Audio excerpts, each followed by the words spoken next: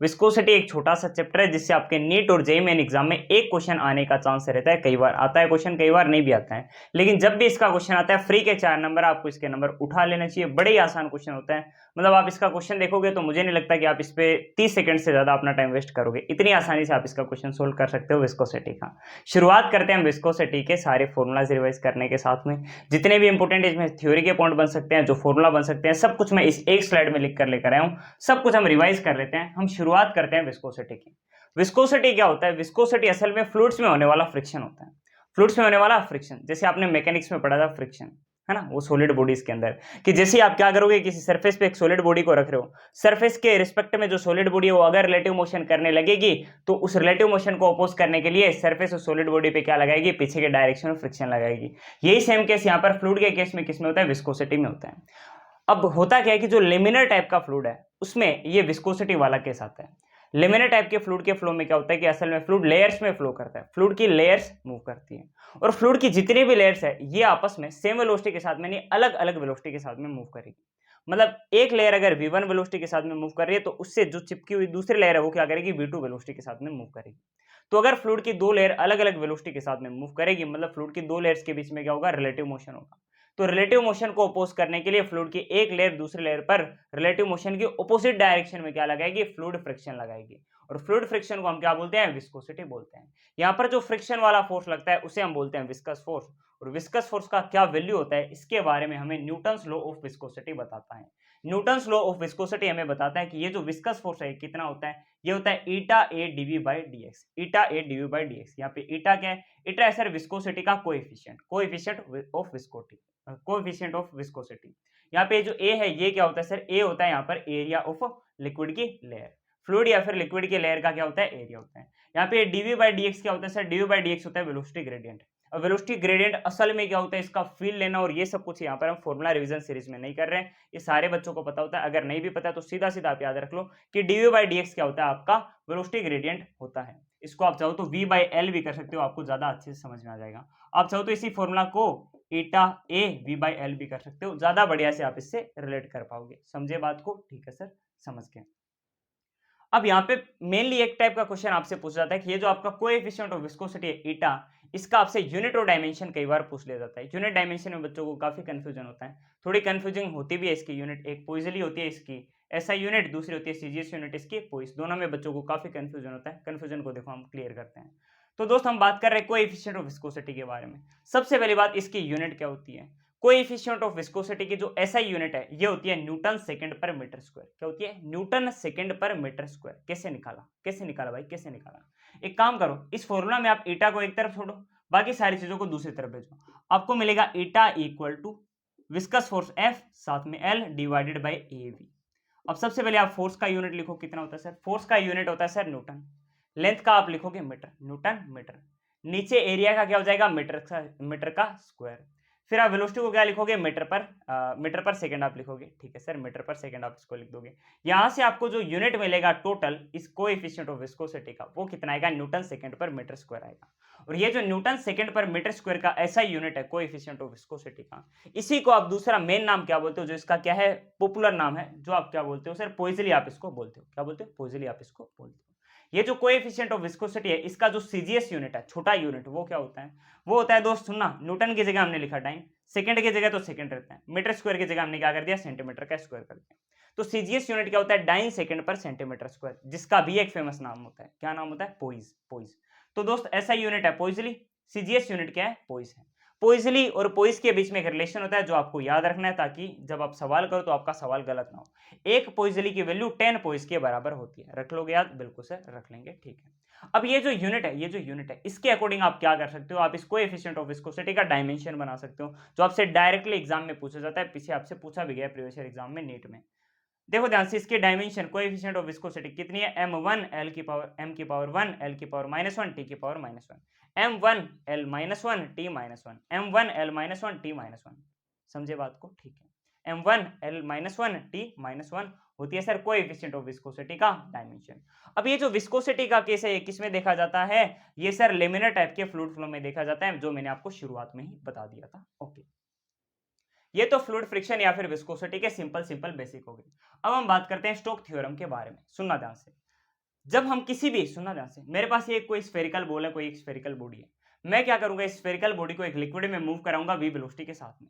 सुनना ध्यान से, हॉरिजॉन्टल डायरेक्शन में वी वेलोसिटी के साथ में लिक्विड में, ये मेरे पास एक कोई स्फेरिकल बॉडी है, ये क्या कर रही है, मूव कर रही है। और ये जो स्फेरिकल बॉडी है, इसका रेडियस हमें कितना दे रखा है, इसका रेडियस हमें दे रखा है कितना sir, capital R, sorry small R इसका रेडियस है, एम मास की अपने पास बॉडी है, वी वेलोसिटी के साथ में हॉरिजॉन्टल डायरेक्शन में मूव कर रही है। तो सुनना ध्यान से, लेमिनर टाइप का ये जो अपने पास फ्लूइड है, इस फ्लूइड में जैसे ये बॉडी मूव करेगी वी वेलोसिटी के साथ में, तो सुनना ध्यान से, ये जो अपने पास बॉडी है, ये देखो ध्यान से, फ्लूइड की लेयर के कांटेक्ट में है, बिल्कुल सर फ्लूइड के लेयर के कांटेक्ट में। एक तो पहली बात, फ्लूइड की लेयर मूव करती है, बिल्कुल सर फ्लूइड की लेयर मूव करती है। दूसरी बात, ये बॉडी भी मूव करेगी, बिल्कुल सर ये बॉडी भी मूव करेगी। तो फ्लूइड की लेयर और ये बॉडी के बीच में क्या होगा, रिलेटिव मोशन होगा, बिल्कुल सर रिलेटिव मोशन होगा। उसे रिलेटिव मोशन को अपोज करने के लिए फ्लूइड की लेयर इस बॉडी पर पीछे के डायरेक्शन में विस्कस फोर्स लगाती है। समझे बात को? हाँ सर समझे। क्या करता है सर, ये लेयर इस बॉडी पे विस्कस फोर्स पीछे के डायरेक्शन में लगाता है। और स्टोक्स थ्योरम हमसे बोलता है कि ये जो आपका विस्कस फोर्स है, इसका वैल्यू कितना होता है सर, ये जो विस्कस फोर्स है, इसका वैल्यू होता है 6 पाई ईटा आरवी।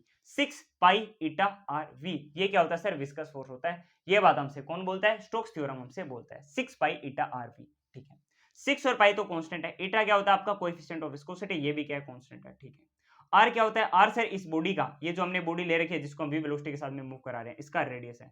आर क्या है, रेडियस। वी क्या है सर, इस बॉडी का वेलोसिटी है। समझे बात को? ओके। अगर आपसे पूछा जाए कि स्टोक्स थ्योरम में ये जो आपका विस्कस फोर्स है, किन किन चीजों पर डिपेंड कर रहा है, एक तो सर ये कोएफिशिएंट ऑफ विस्कोसिटी पे डिपेंड कर रहा है, ठीक है, एक किस पे डिपेंड कर रहा है सर, रेडियस ऑफ बॉडी पे। तीसरा एक किस पे डिपेंड कर रहा है, वेलोसिटी ऑफ बॉडी पे डिपेंड कर रहा है। ओके, अगली बात हमें करनी है टर्मिनल वेलोसिटी के बारे में। सुनना ध्यान से, अब हम क्या कर रहे हैं, एक बॉडी को फ्लूइड में हॉरिजॉन्टल डायरेक्शन नहीं वर्टिकल डायरेक्शन में मूव करा दें। मैंने क्या किया, एक बॉडी को फ्लूइड में फ्री फॉल करा दिया। मैंने क्या किया, एक बॉडी को फ्लूइड में वर्टिकल डायरेक्शन में सीधा छोड़ दिया, तो क्या होगा सर, सीधा छोड़ दिया तो सर ये वी वेलोसिटी के साथ में फ्री फॉल करेगी लिक्विड के अंदर, बिल्कुल सर नीचे की तरफ आएगी, फ्री फॉल करेगी वी वेलोसिटी के साथ में, है ना। हाँ, तो होगा क्या कि जैसे ये बॉडी फ्लूइड के अंदर आएगी, सबसे पहली बात, ये जो बॉडी है इसका कुछ मास है, तो इस पे क्या लगेगा, नीचे की तरफ वेट लगेगा mg का। ठीक है, अब जैसे आपकी बॉडी फ्लूइड में आती है तो हम क्या करते हैं, सुनना, बॉडी के मास के बारे में बात नहीं करते हैं, हम फ्लूइड की और बॉडी के डेंसिटी के बारे में बात करते हैं। डिस्कशन फिर मास पे नहीं रहता, फिर डेंसिटी पे बात आ जाती है। तो आप एक काम करो, आप मास की जगह डेंसिटी लेकर आ जाओ। कैसे लेकर आओगे, आपको याद होगा, अगर आपको मास को रिप्लेस करना होता है, आप डेंसिटी मल्टीप्लाइड बाय वॉल्यूम लिखते हो।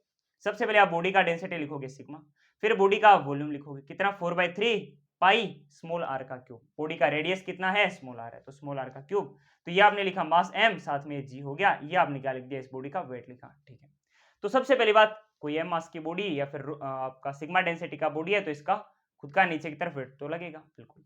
फ्लूइड में जैसे इस बॉडी को आप डुबाओगे तो क्या लगेगा, ऊपर की तरफ अपथ्रस्ट लगेगा, जो कितना होता है, रो वी जी के बराबर होता है।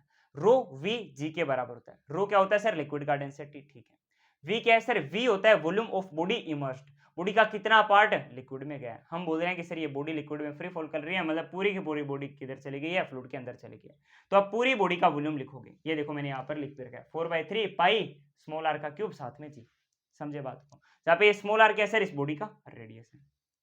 अच्छा, तो एक तो इस पे लगेगा वेट, एक इस पे क्या लगेगा सर, अपथ्रस्ट लगेगा। ओके, और जैसे सुनना मेरी बात ध्यान से, जैसे ये बॉडी क्या करेगी सर, फ्लूइड में फ्री फॉल करेगी कुछ ना कुछ वेलोसिटी v के साथ में, कुछ ना कुछ वेलोसिटी v के साथ में ये बॉडी क्या करेगी सर, नीचे की तरफ फॉल करेगी। किस वजह से फॉल करेगी सर, ग्रेविटी की वजह से फॉल करेगी। एक्सेलरेशन ड्यू टू ग्रेविटी किधर होता है, नीचे की तरफ होता है, बिल्कुल। तो एक्सेलरेशन ड्यू टू ग्रेविटी भी नीचे, बॉडी का वेलोसिटी भी नीचे, बिल्कुल सर। जब एक्सेलरेशन वेलोसिटी सेम डायरेक्शन में होता है तो एक्सेलरेशन वेलोसिटी को इंक्रीज कराता है, बिल्कुल। तो बॉडी अगर फ्री फॉल करेगी कंटिन्यूअसली, बॉडी का वेलोसिटी क्या करेगा, बढ़ेगा, बिल्कुल सर बढ़ेगा। इसी को अपोज करने के लिए फ्लूइड की लेयर्स क्या करती है, इस बॉडी पर ऑपोजिट डायरेक्शन, मतलब ऊपर की तरफ क्या लगा देती है, विस्कस फोर्स लगा देती है। और स्टोक्स थ्योरम के अकॉर्डिंग ये जो विस्कस फोर्स है कितना होता है, 6 पाई ईटा आरवी होता है। ये देखो मैंने यहाँ पर लिख रखा है। समझे बात को? बिल्कुल सर समझ गए। तो इस बॉडी पर लग रहे हैं 3 टाइप के फोर्स, एक अपथ्रस्ट, एक वेट और एक तीसरा विस्कस फोर्स इस बॉडी पर लग रहा है। और ये विस्कस फोर्स ऐसा होता है कि ये इस बॉडी के रिलेटिव मोशन को सच में अपोज करता है। पता है असल में क्या करता है, हमने बोला कि बॉडी फ्री फॉल कर रही है वी वेलोसिटी के साथ में, इसकी वेलोसिटी कंटिन्यूअसली क्या करेगी, इंक्रीज करती रहेगी, करती रहेगी, करती रहेगी। जैसे जैसे बॉडी नीचे गिरेगी, इसकी वेलोसिटी क्या करती रहेगी, इंक्रीज करेगी। ऐसा तो हमको लगता है, लेकिन असल में ऐसा नहीं होता। तो फिर क्या होता है, ये विस्कस फोर्स लगता है, ये इस बॉडी की वेलोसिटी को कंट्रोल करके, बिल्कुल सर, ये इस बॉडी की वेलोसिटी को कंट्रोल करके वेलोसिटी को ये विस्कस फोर्स कांस्टेंट कर देता है, कंटिन्यूअसली इंक्रीज नहीं करने देता है। बॉडी की वेलोसिटी को क्या कर देता है सर, बॉडी की वेलोसिटी को क्या कर देता है सर, ये विस्कस फोर्स कांस्टेंट कर देता है। समझे बात को? बिल्कुल।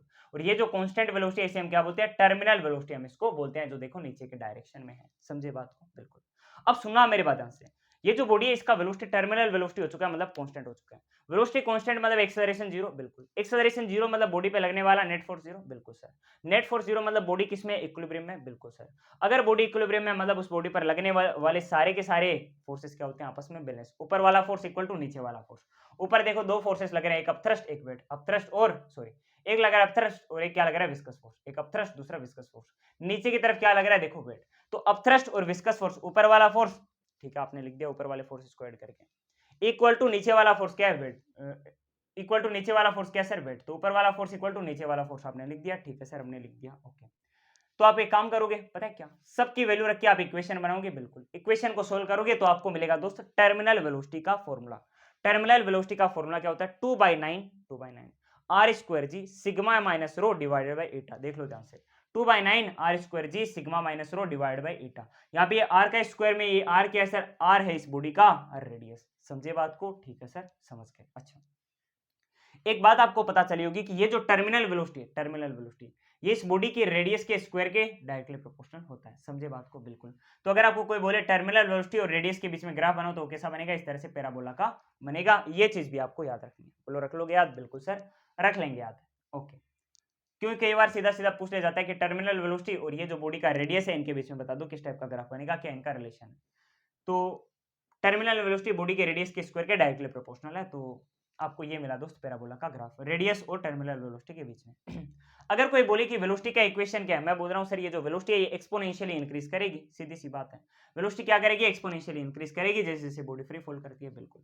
इसका इक्वेशन होता है v इक्वल टू वीटी। यहाँ पे v क्या है, बॉडी का वेलोसिटी, pt क्या है terminal velocity. v equal to vt 1 minus e की power minus t by tau. जहाँ पे सुनना ध्यान से, जहाँ पे t क्या है, टाइम है, ओके। अगर आप टाइम का वैल्यू कभी जीरो रखते हो, मतलब ये है, सुनना ध्यान से, और ये जो आपका वेलोसिटी और टाइम का ग्राफ है ये कुछ इस तरीके से बनता है, सुनना ध्यान से, ये एक्सपोनेंट वाला इनका ग्राफ बनता है। समझे बात को, ठीक है। अब सुनना ध्यान से, अगर आप टाइम का वैल्यू क्या रख रहे हो, जीरो रख रहे हो, टाइम का वैल्यू आप यहाँ पे जीरो रखते हो। टाइम का वैल्यू जीरो रखने पे ये टी है, सुनना ध्यान से, टाइम का वैल्यू जीरो रखने पे ये टी बाई टाउ कितना हो जाएगा सर, जीरो, ठीक है। ई की पावर कितना, जीरो। ई की पावर जीरो का मतलब क्या होता है, वन होता है, ठीक है। ये 1 माइनस 1 जाके कितना बचेगा सर, इधर पूरा का पूरा जीरो। जीरो बेटे के साथ डिवाइड होके वेलोसिटी को कितना बना देगा, जीरो बना देगा। तो जीरो टाइम वाले टाइम पे वेलोसिटी कितना है सर, जीरो बॉडी का। ये देख लो ध्यान से, ग्राफ की शुरुआत पे देखो, शुरुआत में जीरो से हो रही है। समझे इतनी बात को, बिल्कुल सर समझ गए। आगे बढ़ते हैं आगे बढ़ते हैं, सुनो। अगर मैं आगे बढ़ाते अगर मैं टाइम को क्या लिख दूं, इनफाइनाइट। ये देखो मैंने टाइम को लिखा है इनफाइनाइट। फिर मैं टाइम को चाहे जिस भी चीज से डिवाइड करूं, सुना ध्यान से, मैंने टाइम को क्या लिखा, इनफाइनाइट। टाइम क्या हो चुका है, इनफाइनाइट। फिर मैं इस इनफाइनाइट को चाहे किसी भी चीज से डिवाइड कर दूं, वो क्या रहेगा, इनफाइनाइट, बिल्कुल। ई की पावर इनफाइनाइट का मतलब क्या होता है सर, ये इतना टाइम क्या हुआ है, जीरो हुआ है, ठीक है। 1 माइनस जीरो क्या बचेगा सर, यहाँ पे 1। 1 वीटी से डिवाइड करके क्या बनेगा, वीटी बनेगा। मतलब आपको वेलोसिटी कितना मिला, वीटी। मतलब इनफाइनाइट टाइम पर वेलोसिटी क्या बन जाता है, बॉडी का टर्मिनल वेलोसिटी बन जाता है। ये देखो ध्यान से, वेलोसिटी बढ़ते क्या हो जाता है सर, इसका कांस्टेंट हो जाता है, टर्मिनल वेलोसिटी बन जाता है, जो इनफाइनाइट पर भी क्या रहता है सर, टर्मिनल वेलोसिटी ही रहता है। ये मैं आपसे बोलना चाह रहा हूँ इसमें। कई बार हमसे पावर और जो बॉडी का रेडियस है इसके बीच में रिलेशन पूछ लिया जाता है, सुनना ध्यान से। पावर क्या होता है सर, पावर होता है फोर्स मल्टीप्लाइड बाय वेलोसिटी, ठीक है। यहाँ पे फोर्स क्या होगा, विस्कस फोर्स होगा। वेलोसिटी क्या होगा, टर्मिनल वेलोसिटी होगा, ठीक है। विस्कस फोर्स कितना होता है, 6 पाई एटा आर। वीटी आपने लिख दिया, 6 पाई एटा आर वी होता है, लेकिन यहाँ पे वेलोसिटी क्या है, टर्मिनल है। साथ में एक और टर्मिनल है, तो टर्मिनल वेलोसिटी का क्या हो गया सर, स्क्वायर हो गया। और आपको पता होगा टर्मिनल वेलोसिटी क्या होता है, रेडियस के स्क्वायर के डायरेक्टली प्रोपोर्शनल। यहाँ पे टर्मिनल वेलोसिटी का बी स्क्वायर मतलब रेडियस के स्क्वायर का बी स्क्वायर मतलब रेडियस की पावर 4। सुनना ध्यान से, इतना तो आपको वीटी का स्क्वायर करने में मिला। एक रेडियस एरिया मतलब रेडियस की पावर 5, रेडियस की पावर 5 यहाँ पर आएगी, बिल्कुल सर आएगी। यहां से अगर आप ध्यान से देखो तो पावर और रेडियस ऑफ बॉडी के बीच में क्या रिलेशन है, कि जो पावर है ये बॉडी के रेडियस की पावर 5 के डायरेक्टली प्रोपोर्शनल है। समझे बात को, ठीक है सर समझ गए। एक और चीज आपसे पूछी जाती है जो होता है सर आपका पोइजली फॉर्मूला, डायरेक्टली इस पे क्वेश्चन आता है, आया हुआ भी है प्रीवियस ईयर में, हर 2-2 3-3 साल से इससे क्वेश्चन पूछा जाता है। देखो ध्यान से, पोइजली फॉर्मूला है, इसमें आपसे क्वेश्चन पूछा जाता है कि बता दो रेट ऑफ फ्लो क्या है, रेट ऑफ फ्लो क्या है, या फिर आपसे पूछा जाता है volume of liquid flowing per unit time बता दो कितना है। इस टाइप से आपसे क्वेश्चन पूछा जाता है। ये जो रेट ऑफ फ्लो है आप कैसे निकालते हो, ये निकाला जाता है भाई साहब delta P divided by liquid resistance RL से। Delta P divided by liquid resistance RL से। लिक्विड रेजिस्टेंस कितना होता है, 8 eta L divided by pi are 4। जैसे आप लिक्विड रेजिस्टेंस आरएल की जगह लिखोगे 8 eta L divide by pi are 4, pi are 4 ऊपर चला जाएगा, आपको जो रेट ऑफ फ्लो का फॉर्मूला मिलेगा वो आपको मिलेगा पाई डेल्टा पी आर की power 4 divided by 8 eta L. अब सुनना ध्यान से, ये असल में पॉइजनली फॉर्मूला या फिर रेट ऑफ फ्लो क्या है कि किसी भी पाइप से कितना रेट ऑफ फ्लो हो रहा है, ठीक है, ओके, या फिर किसी भी पाइप से पर यूनिट टाइम में लिक्विड का कितना वॉल्यूम फ्लो हो रहा है, ये चीज असल में आपसे पूछी जाती है। अब सुनना ध्यान से, ये जो आपका पाइप है इसके एक एंड पे, सुनना ध्यान से, इससे लिक्विड देखो फ्लो कर रहा है, बिल्कुल सर लिक्विड फ्लो कर रहा है, लिक्विड का वॉल्यूम क्या कर रहा है, फ्लो कर रहा है। इसके एक एंड पे जो प्रेशर है वो कितना होता है सर, मैं बोलता हूँ P1। दूसरे एंड पे जो प्रेशर है वो कितना होता है, मैं बोलता हूँ P2। तो दोनों एंड के बीच में प्रेशर का डिफरेंस कितना है, देखो P1 माइनस P2, किधर लिखा है मैंने इसको, देखो P1 या फिर P2 माइनस P1 प्रेशर का डिफरेंस, जिसको मैं क्या बोलूंगा, डेल्टा P। ये देखो मैंने यहाँ पर लिख रखा है। कई बार आपको क्या दिया जाता है कि पाइप के दोनों एंड पर आपको प्रेशर दिया जाता है, तो आप प्रेशर डिफरेंस यहाँ से निकालो डेल्टा P और फिर यहाँ पर पुट करो। यहाँ पे R की पावर 4 में ये R क्या है सर, R है यहाँ पर इस पाइप का रेडियस, समझे बात को, ठीक है। अच्छा, और L क्या है सर, L इस पाइप का क्या होता है, लेंथ होता है। ईटा तो क्या होता है आपका कोएफिशिएंट ऑफ विस्कोसिटी, कांस्टेंट चीज होती है। इतनी सारी चीजें आपको विस्कोसिटी वाले चैप्टर में पढ़नी होती है। एक काम करता हूं, मैं साइड में हट जाता हूं, आपको इसमें से जो कुछ भी नोट करना है, आपको स्क्रीनशॉट लेना, आप स्क्रीनशॉट ले लीजिए, नोट कर लीजिए। यहाँ पर आपका विस्कोसिटी का चैप्टर तो एकदम इजीली फिनिश हो गया है।